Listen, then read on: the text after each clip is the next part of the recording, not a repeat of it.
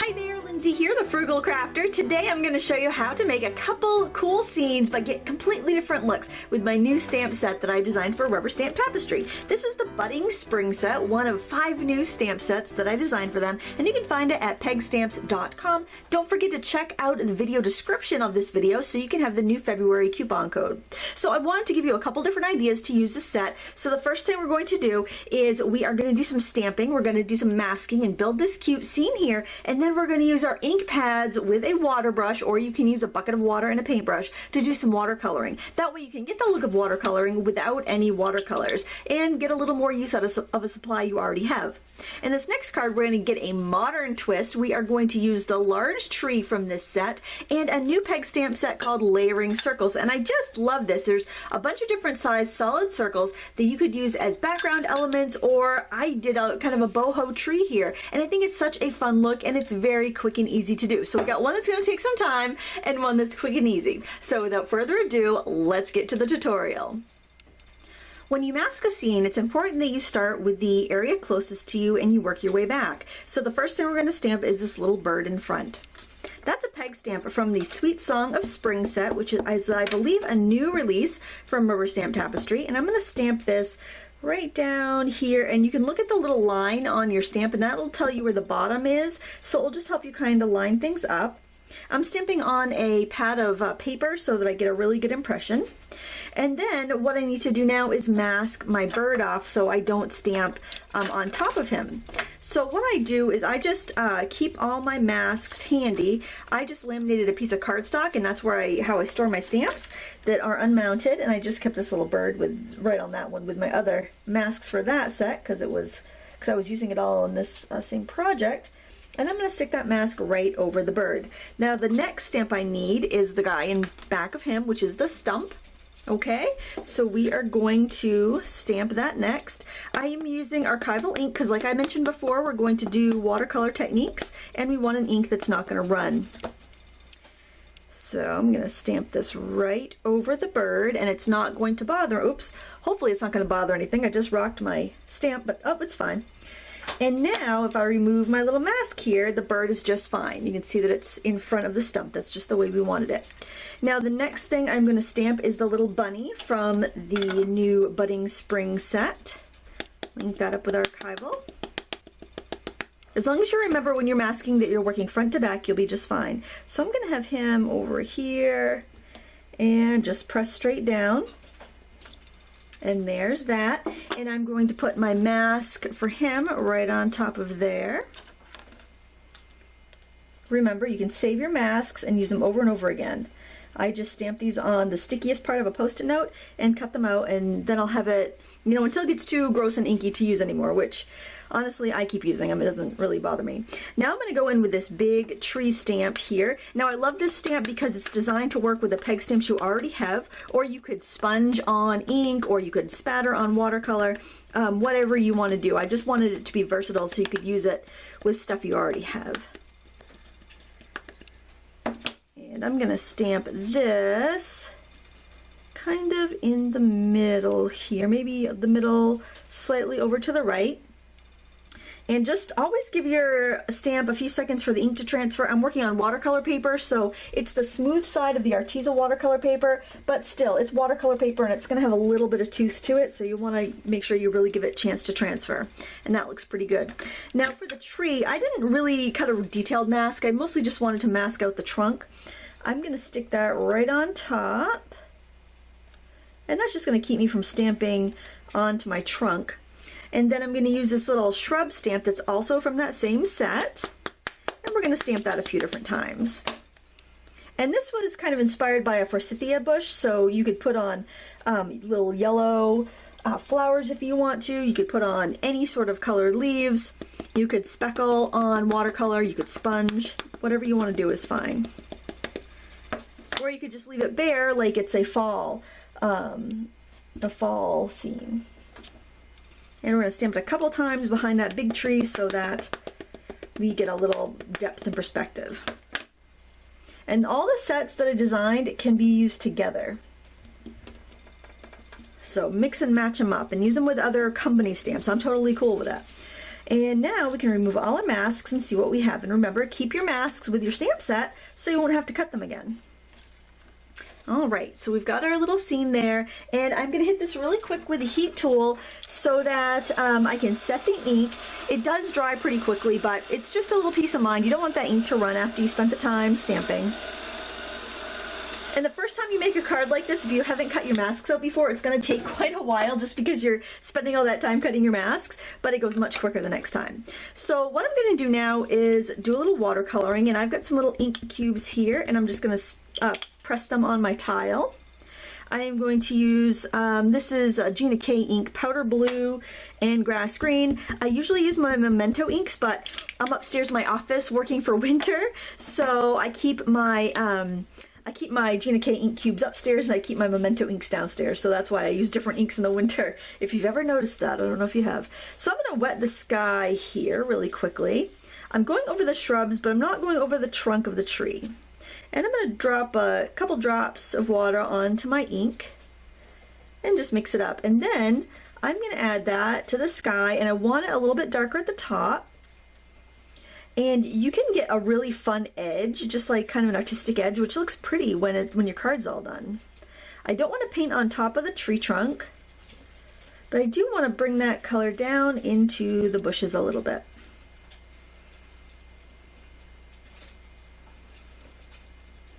And that's really all you have to do for that. And then I'm going to do the same with the bottom of the scene here. This time though, I don't want to wet the rabbit, I don't want to wet the stump, and I don't want to wet the bird. It's okay if I go into the bushes though, because they're, you know, you can see through the branches because it's really sparse, but anything that's solid, you don't want to wet first, because the ink is only going to want to go where the paper's wet. And a couple drops of water into the ink on your tile, and you could use anything for your palette. You could use a piece of old packaging, that would work great, plastic packaging. You could use an acrylic stamp mount. I do like something that's glass, I will say, like an old dinner plate, because your ink doesn't bead up and you can see what color it is really easily. But it doesn't have to be. I mean, I've used an acrylic block before. I usually just grab what's easiest, but seeing the inks can be quite helpful. Now I think I might want a little bit of darker color here and there. So I'm going to grab another shade of ink. This one is called Fresh Asparagus, and I think I'll even grab another shade, and this is called Dark Sage. Just so we have a little bit of, and get a little shadow in there. I'm not going to drop ink into that. Mix those two together. I'm just going to kind of add that into some of the areas that are like underneath objects, just to darken it up a little bit. If your paper's still a little wet, the colors should blend for you. Either way, don't worry about being perfect, because this is art. This is watercolor. I think the more free it looks, the more it's going to look like watercolor, and it's going to give you a nicer effect. Now the next step is to either dry this with a heat tool or let it air dry, and then we'll do some more coloring. When you change colors, and it's pretty drastic, to clean your brush, just simply squeeze out a little water and wipe it on a paper towel, and that's all you need to do. So now we need to use some brown for our tree trunk, so I'm going to go in with this charcoal brown, and I'm also going to use this warm cocoa, so we have a couple different shades there.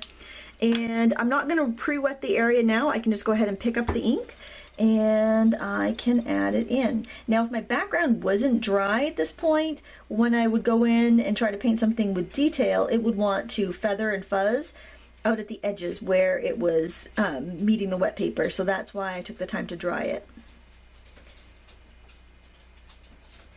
And while it is still wet here, I'm going to add a little shadow to the edges, and that's going to help give it the appearance of a round stump. And just be careful not to get any ink on that little bird yet. And we're going to go in, I'm just going to set that up there a little bit so I don't get my hand in it, and we're going to fill in our tree trunk here with that brown, the lighter brown. Now you could totally do this with watercolors. If you'd rather just grab your watercolor palette and do this, that's perfectly fine. But we are going to be doing some stamping too, so by using the same colors to stamp with that we've been coloring with, will just give us a little bit more harmony and make our artwork look a little bit more polished. So there's another reason to just use the inks you already have on your table. It saves you a step too. And this is really handy if like you like to go craft at a friend's house or at a scrapbook crop. You don't have to bring so many things. And I want to put a little shadow on the edge of the tree, so I'm just going to do that with the darker color. Now for the rabbit, I want to put a little shadow on the rabbit. I want the rabbit to be very light colored. So what I'm going to do is grab a little bit of that blue and I'm going to mix it in with some brown, and I'm going to make myself kind of like a grayed brown color there, a nice shadow color. So I'm not quite sure if I want the rabbit to be white, so if I want a white rabbit then I've really got to just do a little bit of gray shading. And then I'm going to wipe my brush off and just kind of spread that color around a little bit. Here we go. And then for our little bird here, I want to use some blue, and I'm going to use that same sky blue. I want to use some blue on his wing and tail and the top of his head, because that will make him stand out. And I'm still using the colors I've already used. And then I want to use a little bit of pink on his belly here, or kind of orangey coral color, like a robin kind of. Even though robins don't have blue feathers, I think this would look really cute. Pick up a little bit of that and just right on the tummy. And if you do decide that the colors aren't bright enough, when you're done, you can always go in with your colored pencil.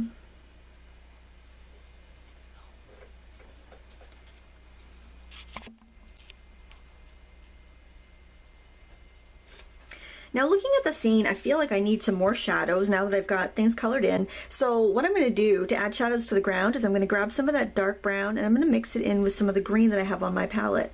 Sometimes water brushes will feed out water as you're going, so you might need to have a paper towel handy to blot your brush on. If you're using a standard brush with a bucket of water, you're not going to have that issue.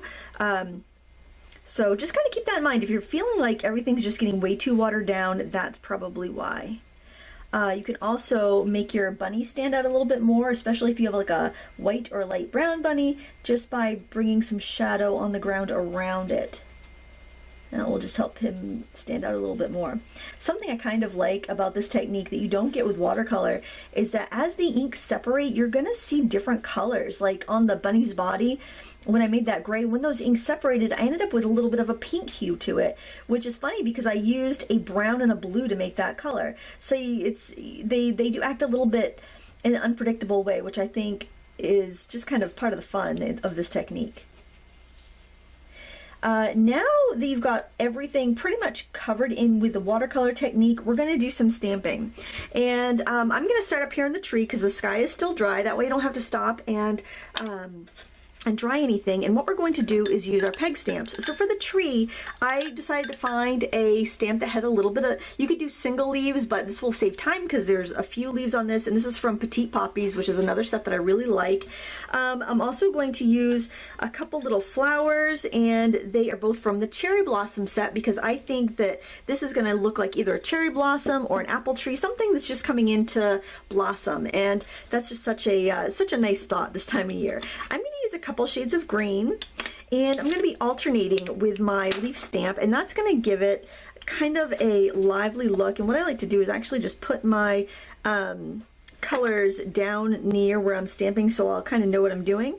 I'm going to go in with my lighter colors first, and any place that you've got a little bud coming out or anywhere off the branches, just make sure that that line there that's connecting to a branch, you're gonna have a really pretty effect. Okay, just as long as you make sure it's coming off of a branch and not just floating in the middle of the air, it's gonna look fantastic.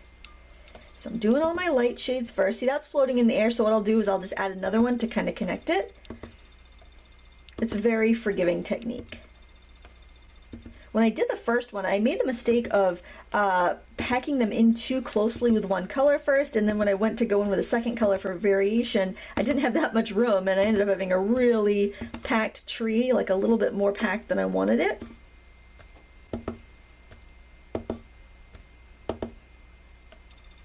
And now I'm going to go in with my darker green. And you can use whatever, any dye-based ink pad is going to work for this. So if you have Stampin' Up! Ink pads, or you have Distress inks. Distress inks aren't my favorite to stamp with, but they'll work for this. Any sort of dye ink. And you just want it to be dye ink because if you're going to do the watercolor technique, you need to be able to mix it with water, and pigment ink is just not going to mix with water that well. And that's the only reason for that. All right, so we have a nice full tree, and look how easy that was. And you're using stuff you already have, which is great. You don't have to have that exact leaf set. If you have some peg stamps, I'm sure you have something that will work. Now I'm going to grab this lipstick ink, which is kind of like a coral, and we are going to do these two flowers here. So I like having these different sizes because that's going to give us some scale and some depth. So I'm going to go in first with my bigger stamp, because remember, when you're trying to get a bunch of stamps and you do your bigger one first, and then I'm going to go with my smaller little cluster. Actually, it probably wouldn't matter too much which one you did first because the full size of the cluster is about the same size as the big stamp. But just try to balance it, and if you're getting too particular and too fussy, just kind of squint and look at it, and that will help you space things a little bit better. Another fun thing you could do with this stamp would be just to fill it, just pack it right full of these flowers and have no leaves, and just have it kind of like a cherry blossom tree or a plum blossom. That would be really, really pretty too. And so now I'm going to set these aside, and we're going to work on the little bushes here. And I am going to I'm going to cap off the red and set that aside. We're going to want a couple of yellows in the mix, so I'm just going to move those there. And we are going to do some green and some yellow here. And I like this little stamp here because it works really well for that. And I've got yellow on it already, so that's good. And I'm going to do a bunch of yellow in here. So it's kind of like forsythia. You don't even have to worry about twisting it or anything, because honestly, you're just kind of like filling up this with this light yellow. I am going to put the mask back on the bunny though, so I don't stamp on him by mistake. And I'm also going to put the mask on the tree, because when we do go in with the green, that is going to cover it up if we're not careful. I'm also going to go ahead and put the mask on the bird and the stump, because I do want to do a little stamping around those, so I might as well do all this stuff at once. There we go. Sometimes I forget that I've been masking, and then I just go over everything, and I'm like, oh, how am I going to fix that? Then out come the colored pencils, my friends. That's what happens then. So now, you know what? I think I want to do my lighter green first. I'm just going to go in and start filling in with the lighter green. And if you wanted to use some of your other leaf stamps, you totally could do that. I like this one. This is from Between the Paving Stones, and it's just a beautiful spray of really tiny, tiny little leaves or flowers, almost like a baby's breath. It works really well when you are doing the scene building.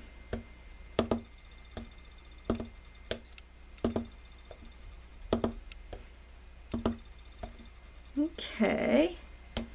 And maybe I kind of want to just make sure I have a few that are kind of going up higher, so that it doesn't just look like a line of green and then a line of yellow. Okay, so you want to make sure that you don't have your things like lined up like soldiers. Basically, you want to have that variety. And another thing I want to do is, this is from that Sweet Song of Spring set where the little bird came from. I thought this was really sweet, and this would be nice to do a few like individual yellow blooms that are just a little bit more pronounced. And I've got a couple different shades of this yellow. One's more of a mustardy color, and I'm getting a few of those in there too. And what I want you to do when you are doing projects like this, look at your stamps in fresh eyes. Kind of look at them. Don't think of this like, I keep all my stamps together in a big tray.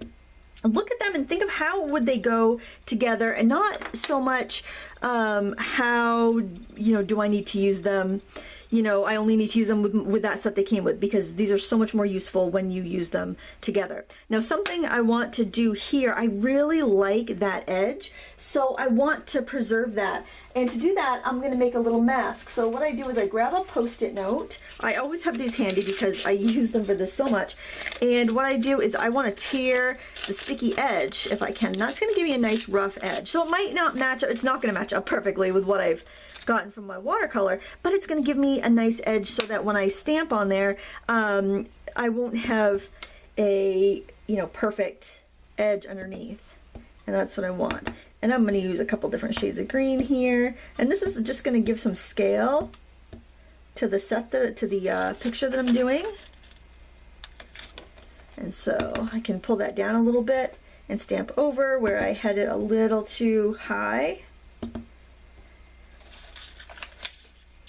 And I can move it over here. And again, you can save these, like these masks, to use over and over again. You don't have to throw it away just because it was so simple to do. If you got a place to keep it, keep it. And this just gives us a nice border. Okay, and then I love ferns. Ferns are so versatile. You probably have a fern stamp. The Sweet Song of Spring had a bigger fern. This one has like a cluster of 3 small ferns, and this is from Dogwood Forest, another one of my favorites. And I'm going to stamp that a few times around my little stump, because a lot of times you get these ferns just kind of poking up around the stumps. I guess they'd probably have more like fiddleheads this time of year, but you know, because ferns start out when they bloom as little fiddleheads. And I think I'm gonna actually take that grass stamp again. Now you have to kind of be careful when you are when you're doing things, when you're doing a scene.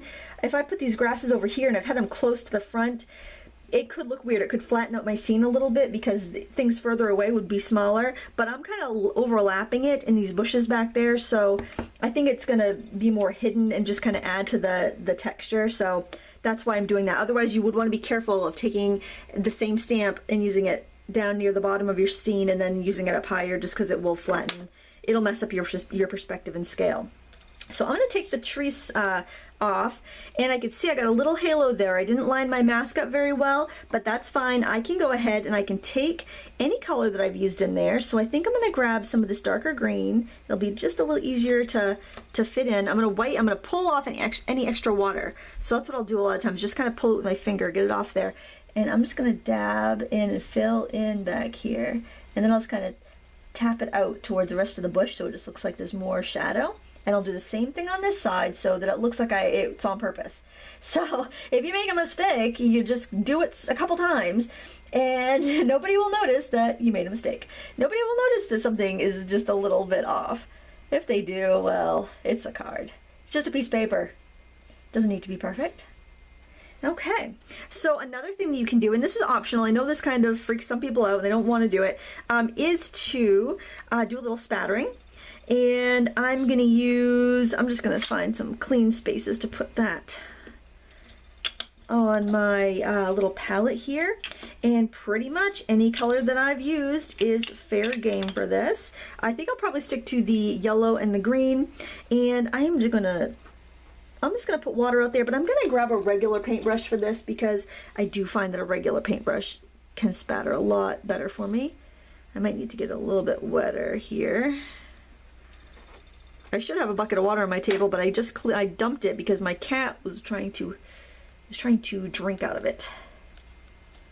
So I'm spattering the yellow in the little bushes, and then I'm going to clean my brush off. I'm going to spatter well, actually, I don't have to clean my brush off because I'm going to green. I'm going to spatter the green in the treetops, and that's just going to give us a little bit of looseness and help sell that watercolor look, basically.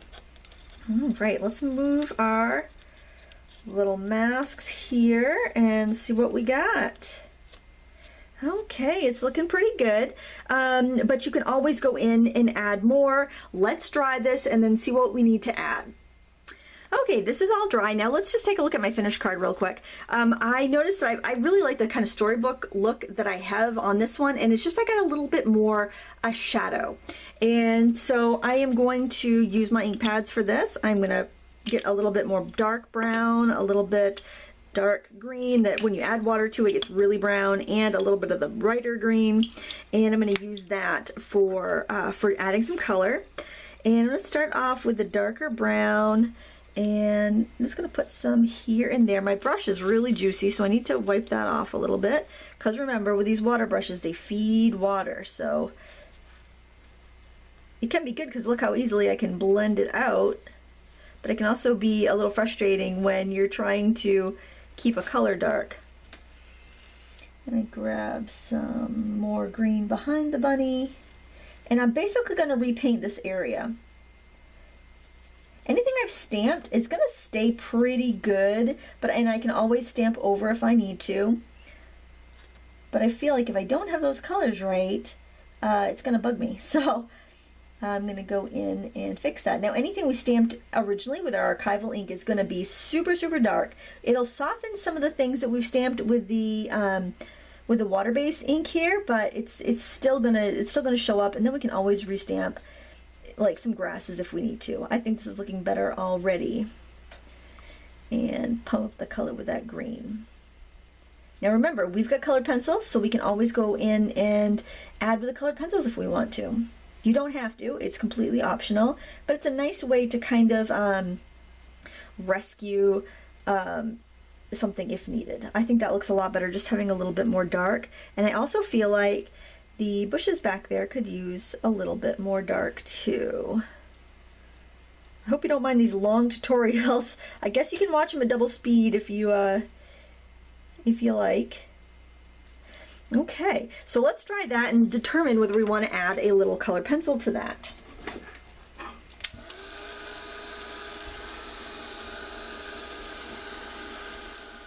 Now honestly, looking at this, I don't think it really needs a colored pencil, but I am going to show you how I did it just in case you decide that yours does and you just want a little guidance there. If you don't need it and you don't care about it, then you can skip ahead to the next project. That's totally fine. But I do want to have it there for those that want it.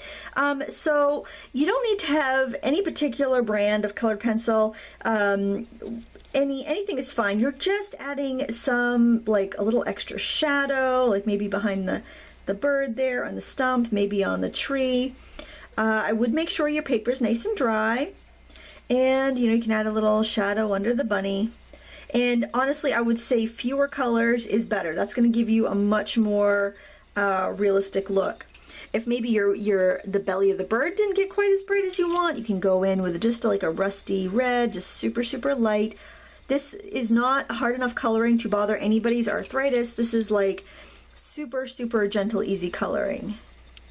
And it's just if you want to pump up those colors, or like in the case of this bunny, I got a little smidgen of yellow on the bunny's ear, so I can go in there and perk that right up.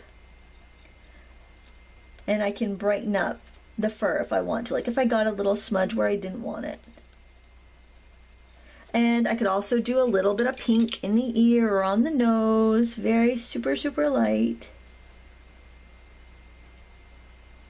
And I could even bring that over here, so I kind of do something to one area, do it to the other area, just to make it a little bit more natural looking. Now, if you want to know how I got the effect on the side of my card, if I show you here, I got this nice rustic effect. It's super easy. I like to use, I have a little tool here I like to use, but you can do it with any sort of, you can do it with your scissors, but you could cut yourself, like, because you could open your scissors up and do the same thing, and I've done that before a lot of times, and I've been fine, but this is really handy. This is just like a little, I've seen it from other companies. I know Stampin' Up, this one's Stampin' Up. They also have one by, Tim Holtz makes one. I think I've even seen it, it's like a thread cutter. If you had an old thread cutter that you don't really care if it cuts thread anymore, you could use that, because I think once you've, done this to it, it's not going to cut your thread anymore, but that's basically what it is. It's just meant for distressing edges. And then you will want to take like a toothpick or something and clean out the fibers, because it does clog it up, especially with like watercolor paper. And then to get the that kind of rustic edge, I just take an ink pad and drag it across there. I kind of brush off the extra paper before you do that so you don't get fibers all over your ink pad, but that's how you do that, and layer it up on a Kraft card base. The sentiment that is on this card is another one from Rubber Stamp Tapestry, from one of their sentiment stamp sets, and I'll link everything up down below so you can find it. But if you have nice handwriting, you could do it yourself. I stamped it, then I wrote over it so it would look kind of like I was fancy, and also to make it a little darker. But you can do whatever you want for the sentiment on your card. Now let's clean up this mess and make the other one that I showed you at the beginning of the video. We're going to start off with some black archival ink this time, just to give it a little bit more of a poppy modern look, and we are going to ink up our big tree stamp. And we're going to stamp that right in the center of a landscape piece of watercolor paper. And what I do is I just take the 9x12 sheets of watercolor paper and I cut them in quarters, and I just have them on my table ready to go. So I'll do a few sheets at a time just to save me some time. Now I'm on the smooth side of the watercolor paper just like I was before, and I am giving my ink plenty of time to transfer off of my stamp onto the surface. There we go, looks good. And then the next thing I want to do is actually use that same ink, and I'm going to use this little grass stamp, and I'm going to go ahead and stamp that a few times around the base of the tree, just to give it a little bit of, I don't know, a little bit of atmosphere, I guess. Maybe one more in there. Okay. I like that. You don't have to do it. It's completely up to you. And we are going to be wetting this paper, so let's just hit it real quick with a hairdryer or heat tool. You could actually use a hairdryer for this particular thing because we're not melting embossing powder. But I just want to make sure that ink is set and it's not going to go on any adventures on us when we go and do our watercoloring.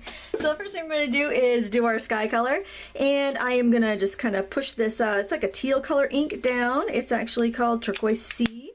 And then I'm going to use this green for the grass, and this is that same grass green we used before. And we are going to use our water brush. Make sure it's clean. I'm squeezing it out on a scrap of paper just to make sure it's clean. And I'm going to start by wetting. Actually, I can wet the whole darn thing.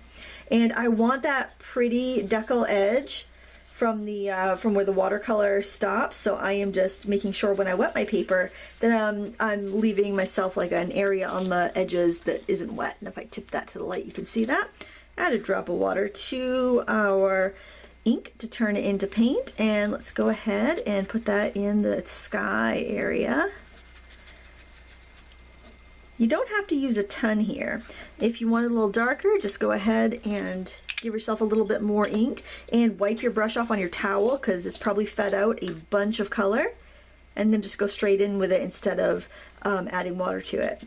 You can go over your branches. I would try to keep the trunk fairly open, and just kind of fade it down to the bottom, and then grab your green. And again, we're doing everything, but we're not going to paint directly onto the trunk. If some bleeds in there, that's fine because our brown paint will cover that, but I'm just going to try to avoid it best I can, which obviously isn't that good. That's my best. What? There we go. You get the idea. Oh, you'll do better on yours. Okay. I like to have my darkest color on the edge so I get that pretty decal frame. So nice. Okay, so you're going to want to dry this, and then we're going to find a brown that we can use on the tree trunk. A fun technique is to let some puddles collect at the edge of your paper. You can see how it's still wet there, and you'll get these little blossoms. They're also called cauliflowers, and it's just a really fun watercolor technique that will look, or it's kind of a watercolor accident, but it does look kind of cool, and I'm going to leave it in on this card. Now we're going to take a little bit of brown, and we are going to use that to paint the tree in. I'm going to wipe my brush off, get any extra color out from the last time, get any extra moisture out, and just pick this up. I'm not going to add water to it this time, and I am just going to fill it in. You can also paint some green over the grass in the at the bottom of your paper if you want to. You don't have to. Or you could stamp some green grasses in there. I had originally stamped it in green and then changed my mind when I was doing my demo piece, and then I went in and stamped the black on top of it. So you can do whatever you want. Besides, this is a boho tree, a bohemian looking tree, so anything goes really. It's all gonna look great. Okay, And that's all you need to do there. You can set your tile aside because we're done with the stamping. And now what I want you to do is grab the ink pad colors that you plan on using. And I'm just going to set my lids next to them because with dye ink it can be tricky to figure out what colors you've used sometimes because the ink pads look so dark. And what we're going to do is we're going to grab our biggest circle and we're going to ink it up with yellow. And you're going to randomly just stamp it down about 3 times. Okay, now since this is yellow, I'm just going to stamp it off a couple times, and I'm going to grab green, same green we used for the grass, and I'm going to stamp that down a few times. You do not have to be, oh, you know what, this isn't even the biggest one. I think I grabbed, that's all right, I grabbed the next to the biggest one. That's pretty big. So let's grab this one and do it with blue. This is actually the biggest one. This is not what I intended to do, but it's Bohemian Tree. Doesn't really matter. It's going to look fantastic. That's what's great about art is you can do it however you want. And maybe one more of these. Maybe down here. And now I'm going to grab this one. It's the next smallest one, and I'm going from, so ideally I was going biggest to smallest, but I did kind of mess that up already, but it's gonna be fine, trust me. And we're gonna put some of these pink ones in there. You want one more? This is gonna be a really full tree, why not? And then we'll grab the next smallest one in orange. We'll do some orange polka dots. I think this is such a fun project. Maybe one more over here. And then we're going to do purple with our smallest one. And that's fun because you can sneak that in anywhere. And then if you want to do another color, like maybe if you want a little bit more green, you can clean off that small one. You could do some more green. And these dye inks are transparent, so you can keep layering quite a bit without getting any mud. And I think that's just a really pretty look. Now I just want to show you really quickly how I ended up embellishing the cards. I kept it really simple because when you're spending the time on a lot of stamping or a lot of coloring, I like that to be the focus. So for our boho tree, all I did was I mounted it on a piece of pretty striped pattern paper, and then I had a scrap of teal paper just sitting by my paper cutter, so I punched some 1/2-inch circles and then I just used little brads and connected it that way. So it's just on a craft card base. I think that's really pretty and really all it needs. And then I did do some little, these are just little wooden butterflies from Jelly Bean Soup. They're meant for the shaker cards, but I just really like them. They're subtle, but they're so pretty, and you get a ton of them in a package for a couple bucks, so you gotta love that.